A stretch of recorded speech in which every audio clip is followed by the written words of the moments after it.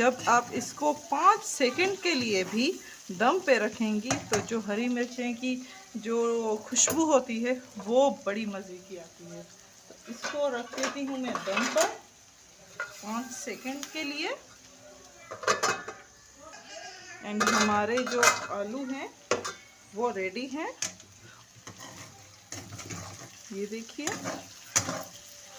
चाहे तो आप ये ऑयल निकाल सकते हैं, आप ऑयल ज़्यादा नहीं डालेंगी तो आपके आलू जो हैं चिपक जाएंगे, तो इसीलिए मैंने ज़्यादा डाला है।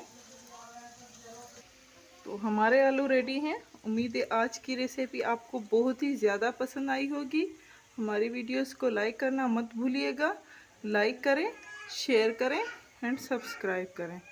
Thank you.